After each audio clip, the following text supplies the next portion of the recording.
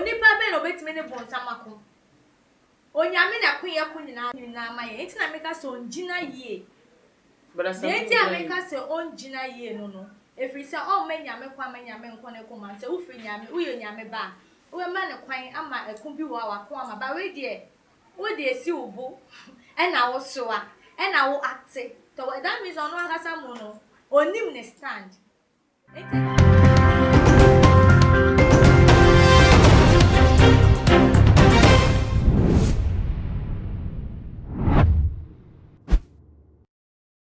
GH and amani eguso amushena na ama owusu a enemidi na ohumisi na yensema esi ewo manmu na mete ebesomo ebusuafo akwaye se eye entokwa ewo Okomfo ba na Agradaa ene gospel musician brother Sammy entem no enye nne na no bebrase because dani da we beka na we so bekenye mu we kan na we so adibini de aba edisesi ada brother Sammy aba bonti biem in an interview na oba bonti no oba bonti be kire se ensem aye Agradaa ede abetu dwa alfa no home accusations are or they are to say allegations or they account say woni ahonhom bone na ye adwuma woni gospel music mu awoye no wono so hu say oba no aye na adwen say o de befa kwan bono so nto no so de be hia ne pa nti we de ntirene na wode ekọ ede ama Agradaa na say na wode ne nsem atu dwa o say Agradaa ye na adwen say obeye de obetima ye bia de gu ono brother Sammy enwufia na ono nso ede ne beba form obema na ahwease complete at say ni din krampo no ye ntibiem ewo man Ghana emu na ebusuafo say gospel musician ede asem abeto abonte wodwe ho say me twa mo aba me de nkyeremu ebebre mu sesia too much GH. Many have come and many have gone, but you are a great kankambuka ability worth being beheld by every optical nerves. That saith the papacy. Keep watching Too Much GH and you get the best of entertainment, the best of everything you want. My name is Human One. Keep watching Too Much GH. It's the best. Keep watching Too Much GH. So Emma wa akwaba strunku biem Mexico. yes dear Akwaba. yeah me yeah odo Yeah, mtumi se we hiti ankasa. Ye nko nkomo no susu buafu. Okay, ye nko so prekope. Brother Sammy se mo de abeto abontin se wo de eye na Agradaa ebe hwe ase o de me ba form no udwe wo say. Akwa gospel musician. yes I am obo every say since me Christo sem like neye ewo nyame somu no menji ndi so bia oye nyame ba betimi akasa obebre obi ase because ne abinimu ni say onyame pe na owotumi say obre obi ase ana say opeje obi enti minimu ni ya before the friend ni beka so beto bo abo no na ne na isu si bibi so No brother Sammy na si there so minimu di enti a all kasa na minimu ni ane na isi so but me there so obebusa me ana enye onyame honhom na ne na isi so de kasa because nyame honhom ombre obi ase e wo mra onu ankasa free ni pemu se me bre wase. Okay, that's very nice. Yansha brother Sammy osha and the kobe na sha say brother Sammy ko radio station bia wo ye live worship na kasakasa mu no obeka say evangelist ewa ene prophet Kofi Odro omo na omugu na mesom ho efi e wo Ghana na no na Okomfo ba na Agradaa eso so ka say Sammy ni ho kwan anaso oni tumi bia so betima ka say asem no na ono Sammy no on enya ohompa eno ni edi edwuma nti eba ne se no kasa asem no dia sha asem abada Sammy ede ba abonte se prophet Kofi Odro eni ebi onu so evangelist akosi ewa omu fi nyame no dwo say akwenya ben no wo so beka anaso be kire wo mu fi nyame na wo mu fi nyame.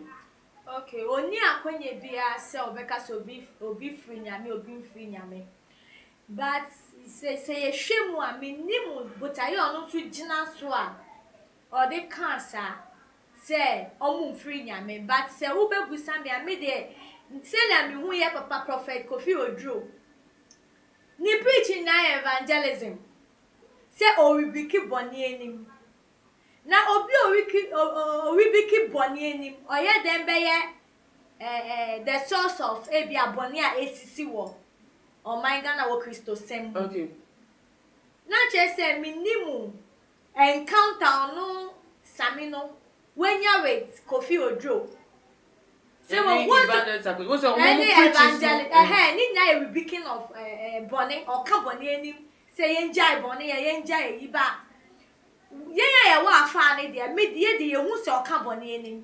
But when it come to brother Sammy no encounter ben na when you wait prophet Odro any evangelist ewa encounter ben they no gina so a or they can say almost say Christosum. Who ben no this song share. Some Bible says so honestly a gospel musician. Was so ashen was so who na share na who say enu free nyame no need dey free nyame. Yesha brother Sammy and so na ya fu say. Eyasemo. Yesha brother Sammy any Nana Agradaa womo up and down womo nyama womo ye no. Brother Sammy be accuse Nana Agradaa say ono esha access wo to nwum no oye osha e wa pai life so we dey mu mate say ensu obenom ye ka say obi a owo aba musician aba obi won say osha from kotokoto na say dey on beto mu pleasing away sa na Agradaa eye de man nti oni baby Agradaa all of a sudden wa benye sika opese yen to nwum friend eteno ani brother Sammy so ni beef on Agradaa wo na Agradaa to be kire mu say brother Sammy no ono inso na o ka so o sho de brand na inso no ensa enye inso bia nti ono so fa bi anse na ono aye administration aye administration nti e pa say ref bi wo omo ntem aye unsettled we hu no say o chen we so hu no so o chen we nti such a beef between ye hear brother Sammy oto nyame hu nwum ni na Agradaa obi enim so ye fetish spirit no o hwa enso so be na betimi fi maba. Okay obi eniwa o sin ne nyonko obi ansi obi a na wo ko refer obi ni pastor obi eni obetina ni pastor school be na ye kwa ye wie say me support Nana Agradaa. Okay But school be eni wa wo hu obi ene so da form a eno nche se o china be kwa aba no o abeto ne so da form etu ntimi fe no nye o time obi because ene wo wenye sika na wa living a life. But who prefer no meanwhile so I won't perfect. Say or no serve you or brand and wants to serve you, so it doesn't mean say on to me him. And on no crown so as I say you soon or serve you na yensa. Now why they did for her? Why they did for? Yen fa so no ya about so yes kobaso. Aha now so a we ye kan yame mu nipa o ti nyame ne utu nyame wonyon edi ne nwa dance na utwa ansa na one minister ana wa kenyame asem wo jeje obi so ofri nyame na ono na wa say Christo so na won so ono so wa den ono so wo ben e no use o chance ansa na ono kaka ansa na wa charge akodi nyame nwa and they say allegation no abeka bibi ono so e ka bibi dey at 20 say ye no kro nye no kro ye say we yo nyame o say by their fruits you shall know them and o say blessed is the peacemaker enti say we yo nyame ba sansem we no ye nyame asemati wu mu enti say Nana Agradaa wunim so no de wa yira kwan baby onam no emboa no e be accuse you of the bia wunim so mo they are the leader of when it comes to be or some boss and be a leader boss some they are throw there omo your confidence omo wo mu degree in masters no be try and throw to so why you Christo ni nyansen what do you have to do so avoid them no because you nim so nipa we there oh me ya den ya wa yera obetimi aye bibia enti adenti na me ya papa no me avoid no na me nkomenim that means so to sin Unso nyoma nkoyie wankasa gina bia na wodi nwe gina no unjina wo yie onjina wo yie Mercy, yembra in some way so. Back to Nana Agradaa ne Barasami nsem ya. So because obe bro bi asia. Dey no patchere. You breaking it down. And look at the kasehu. Kasehu because nipa ba ko pele timi bro bi ase. Na otimi mo bi so. Se wo nipa so be bro bi ase a na enye nyame honhom na wo de beye. Me pese yenya ntiase no ntiase wo se obi ka chem se me bro ase. Dey no patchere. Che se obe ma wo page a wo page na nhwe bi a wo na mu anasa na mo bi a wo tu a ekoso no. Onu be yi wa bo be odo be hwe fom. Like obe bubu obe krepe o. Se na ebe ya wo nkoso. Na onipa ben no ye okra wo papa odwin bone fa ne nua ho se obe bre na se. Se nipa no okra wo papa. But okay. But actions speak louder than words. One ye bi aya we ye no. Eka before bi be ya ade no. Na adwena kasa like wa susu wo ne honhom ne na adwen mu ne na komemu ansa de pie fina no. Yes, in your word, dreaming mono and so confessing. Confessing. It's not just a woman at one Bennett, you be more in the bonny say, oh, yeah. When Yami ask some to more, you won't come out with all these issues. Issues, brother Sammy Obia or your gospel musician will be any say, now, gospel, yeah, the 2 things you can beat me the 2 things you can. But nipa ne ye betchle say ampa ya suma na na ye soma ne ye. But me then American say omunhwe ni ye omunhwe bibi ye. Any title no that to omo so no mo di nsem hu. Nsem hu. Na won say brother Sabi nsem hu na ka. Nsem hu. Because nipa hwe wo so. Ukra nyame din, ukra good title. Ye hwe wo so se ne be ya obi benya impact obi be ka we me role model. Now who influencing nipa badly say? Very bad. Nyami be any real child of God. See, the children of God, they are led by the Holy Spirit. They hear the voice of God. Eti nyame no echire wo say kansem hu say. Ana nyame no echire wo say dinsem hu say. Ana bro bi ase. Wo yo nyame na wetimi abro bi ase. Omunhwe ye ne ye na omudi nyame din abata omo ho omode ye no. De nyame bufu omo be fi omo afa na num. Osi motro modo be enyu anu wa enyu. Se wo be hye so a, no wa hye na motro modo de mirror de mempe. Me fi wo de wa fa menum. Me feel say we attack brother Sammy because data make us an because it is. Brother Sammy and some more shot say wo kan wan bo Agradaa din ewo mu. Na Agradaa be je so no. Ene man no ekobon reference man to no onim no ye osha.